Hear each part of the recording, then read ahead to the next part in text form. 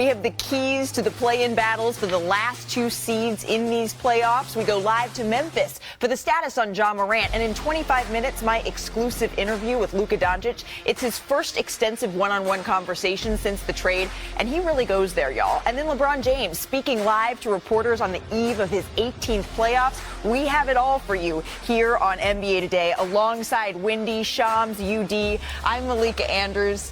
The day before the playoffs, it feels like Christmas Eve, the anticipation peeking at the presents. But right now, it is LeBron James who is at the podium speaking to reporters as we speak. It is a developing story that we will bring you to right now. You guys talk about the handshakes, and I just want to know how you kind of got, like how they earned that, you know, and how you remember all of them. No, it's not an earned thing. I mean, it's just. This kind of happens. I have no idea how I remember the majority of them, if not all of them. I have no idea, you know, but it's definitely a chemistry thing that I started a long time ago with my teammates, and you know, been blessed enough to be able to have the mind to be able to remember them all. You know, even with former teammates that's, you know, not my teammates anymore. On a line game, you told Steve Nash that keeping your mind right and your mind sharp was just as important, if not more important, than what you do for your body. What do the playoffs demand of you mentally, and what do you do to sort of meet that? I mean, everything. Playoffs demand everything from you mentally. I mean, obviously, you know, the physical toll that it's going to take because the games ramp up, the intensity ramps up, the physicality ramps up. The referees in the league allow us to play more physical, you know, in the postseason, so your body takes a toll. But mentally, being able to have that mind, you know, sharp throughout the course of a series, no matter if it's good or going bad, you always got to try to stay even keeled throughout the course of a postseason in each series if you're able to advance. So, absolutely. LeBron, I think since Julius Randle got back, I think they're 16-4. What have you seen that they're doing well since he's come back? Everything. Very, very, you know, good team and super well coached. LeBron James the other day, he mentioned that he was high, and it seemed like that was bad, and that healthy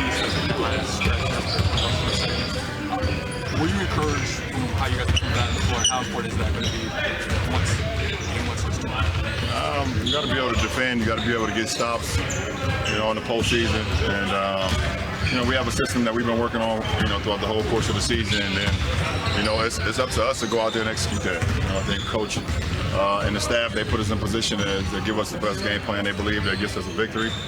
And it's up to us to go out and execute that. I know that if you're in the playoffs, you feel like you've got a chance. But what does it particularly mean for you after 22 years, 40 on this planet, to have this sort of opportunity with this group as the 3 seed? I guess how energizing is that? I mean, it's a blessing. I don't take it for granted to be able to play in the postseason at my age and how many years I've played in this game. So to be one of 16 teams, to go in with this team and know what we're capable of, you know, all you can do is ask for is a chance to be able to compete at the highest level, to be able to compete for the ultimate thing, and that's the Larry O'Brien trophy. So, you know, you just don't take it for granted.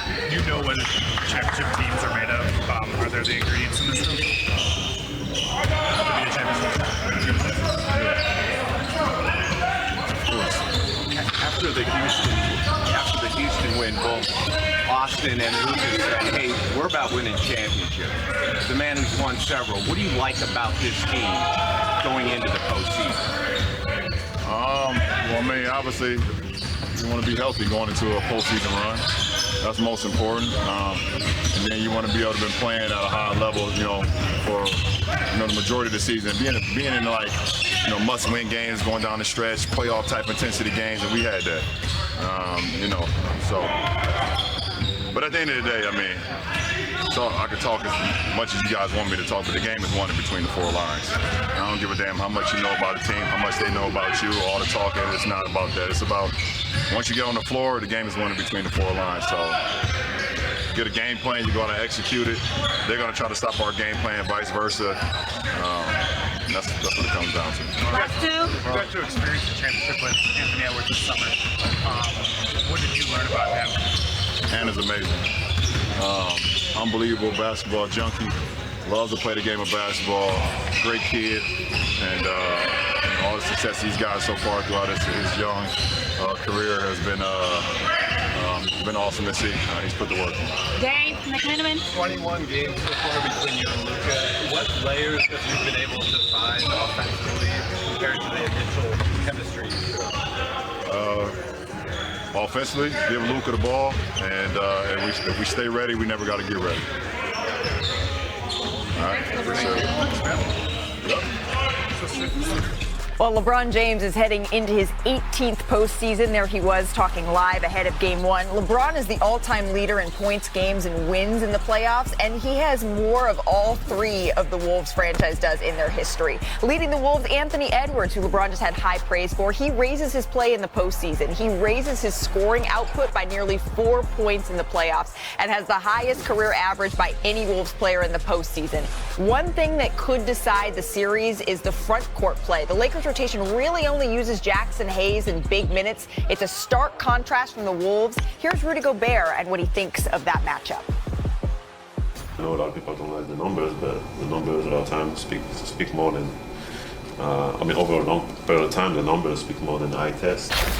It's going to be up to us to be able to be consistent with our approach, and yes, I'm going to, just like in our career, I'm very likely to be crossed over, very likely to people are going to hit tough shots over me, and then I might get dunked on, and all that stuff might happen, but let's see what happens over the course of hundreds and hundreds of possessions.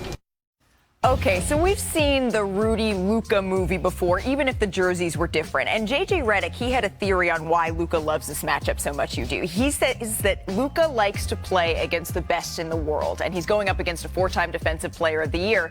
He thinks no one can guard him. What do you see in this matchup? Well, we know the playoffs is all about adjustments. Who can make them on the fly and who can't?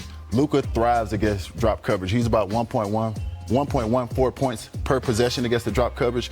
Rudy lives in the drop coverage 64% of the time. So if we look right here and we pause it, Luka already sees too much with Rudy being dropped at 6'8". He puts his body in front of the defender. Right now, he creates that 2-on-1 matchup. This is when Rudy gets in trouble as Gafford rolls to the rim full speed. He actually bumps into Rudy. He crosses over because he's so big, and he throws the lob. Once he gets Rudy to drop his hip, Rudy's at a disadvantage. Now we say it again. We shoot it right here. Lively sets the screen. Rudy has already dropped that hip. He's already in trouble right now. So now we create that space with our 6'8" size. We keep that defender on my back. We hold it. We get through the screen. We Euro step, and we still throw the lob.